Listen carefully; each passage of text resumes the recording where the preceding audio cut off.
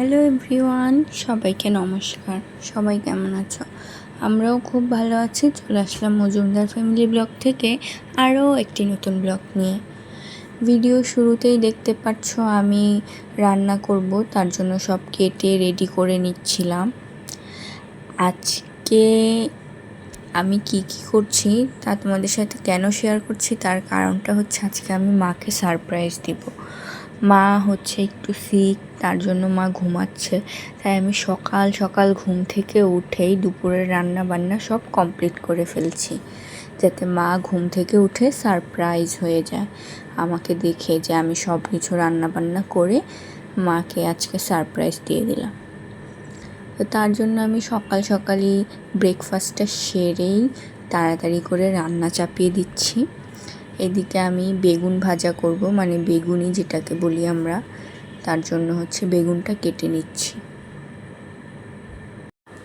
এখানে মিক্সিতে আমি সব মশলা পেস্ট করে নিচ্ছিলাম, কারণ আমি খাসির মাংস রান্না করব, তাই আমি সব মশলা একসাথেই মিক্স করে নিচ্ছিলাম। একটা পেস্ট তৈরি করে নিলাম। এখানে দিয়েছিলাম পেঁয়াজ, আদা, রসুন, কাঁচা লঙ্কা দিয়ে ভালো করে পেস্ট করে নিয়েছিলাম। তারপর এই যে এখানে খাসির মাংস, তারপর দিয়ে দিলাম একে একে সব মশলাগুলো, তো ওই পেস্ট দিয়ে তারপরে দিয়ে দিলাম হলুদ গুঁড়ো, মরিচ গুঁড়ো, লবণ, মানে পরিমাণ মতো। আমি যেহেতু এখানে কাঁচা লঙ্কা দিয়েছিলাম তার জন্য হালকা মরিচের গুঁড়ো দিয়েছি, জাস্ট হচ্ছে একটু রঙটা আসার জন্য। খাসির মাংসতে একটু লাল ঝোল না হলে ভাল লাগে না খেতে, তার জন্য মানে যাতে হালকা একটু রং আসে লাল লাল, তার জন্যই মরিচের গুঁড়োটা দেওয়া। তো এই যে এভাবে দিয়ে, আমি এভাবে কখনোই রান্না করি নাই, মার মতোই করে রান্না করার ট্রাই করি, কিন্তু আমি আজকে যেহেতু মা ঘুমাচ্ছে তাই আমি ভাবলাম একটু নতুনভাবে একটা রেসিপি ট্রাই করি এরকমভাবে করে। তো আবার এখানে একটু টক দই অ্যাড করেছিলাম, যেটার ক্লিকটা আমি নিতে ভুলে গিয়েছিলাম।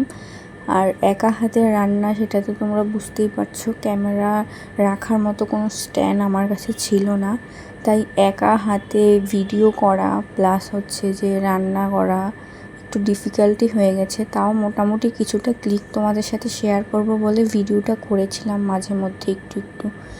এখানে আমি একটা প্যান বসিয়ে দিয়েছি, প্যানের মধ্যে হচ্ছে পরিমাণ মতো দিয়ে দিলাম সাদা তেল। তোমরা যেরকম তেল খাও সেই তেল ইউজ করতে পারো। আর তারপরে দিয়ে দিলাম পেঁয়াজ কুচিটা, পেঁয়াজ বাটা দিয়েছি, কিন্তু পেঁয়াজ কুচিটা দেওয়ার কারণ হচ্ছে পেঁয়াজটা একটু বেরেস্তা করে দিলে একটা অন্যরকমের আলাদা একটা ঘ্রাণ আর হচ্ছে একটা টেস্ট পাওয়া যায়, তার জন্যই দেওয়া। তো পেঁয়াজটা একটু ভাজা ভাজা হচ্ছিল, ওই পর্যায়ে হচ্ছে আমি একটু গরম মশলাও দিয়ে দিয়েছিলাম থেতো করে। এই যে এরকম গরম মশলাটা থেতো করে দিয়ে দিয়েছিলাম।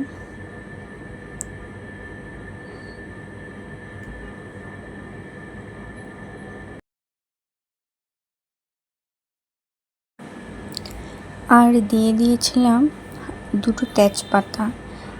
এই তেজপাতাটা আমি আমার বাবার বাড়ি থেকে প্রত্যেকবার নিয়ে আসি, কারণ এখানকার তেজপাতাতে না ওই রকম একটা টেস্ট হয় না, মানে বেশিরভাগ সময় আমি দেখি যে লিচু পাতা অ্যাড করে দিয়ে দেয় ওরা। এর জন্য আমি খুব, মানে আমার বাবার বাড়িতে যেহেতু গাছ আছে তার জন্য আমি ওখান থেকেই তেজপাতাটা নিয়ে আসি। আর এটা তরকারিতে দেওয়ার পরে একটা অন্যরকম স্মেল মানে আসে আর কি, আমার খুব ভালো লাগে। তারপরে এই যে এখানে দিয়ে দিলাম হচ্ছে খাসির মাংস, দিয়ে ভালো করে কষিয়ে নিচ্ছিলাম। দেখতেই পাচ্ছ কী করছি, সব কিছু আগে থেকেই তো মেরিনেট করে রেখেছিলাম অনেকক্ষণ। তারপরে হচ্ছে পেঁয়াজটা ভাজা হয়েছিল, ওই পর্যায়ে হচ্ছে আমি দিয়ে দিয়েছিলাম মাটনটা,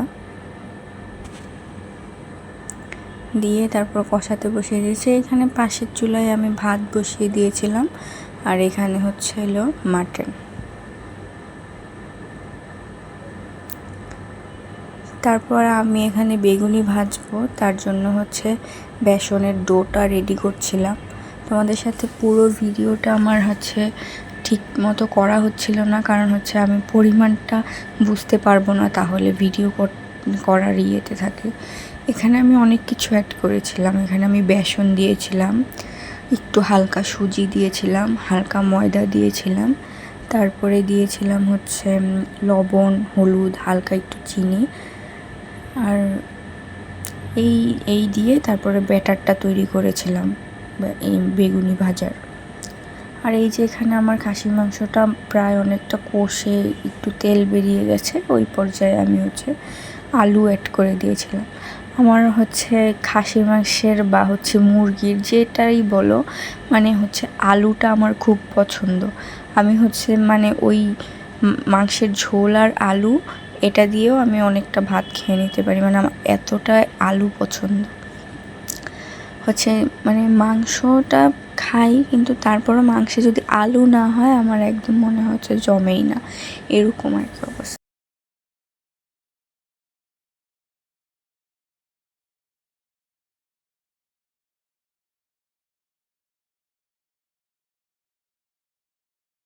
তারপরে কষিয়ে আমি পরিমাণ মতো জল অ্যাড করে দিয়েছি। যেহেতু এটা খাসির মাংস, সিদ্ধ হতে অনেকটাই টাইম লাগে, তারপরও আমি মানে জল দিয়ে বসিয়ে দিয়েছিলাম।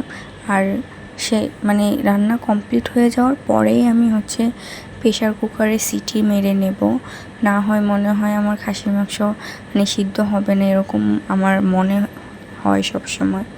আর পাশে একটা প্যান বসিয়ে দিয়েছিলাম, প্যানের মধ্যে হচ্ছে এই যে বেগুনিগুলো বেটারে চুবিয়ে তারপর ভেজে নিচ্ছিলাম।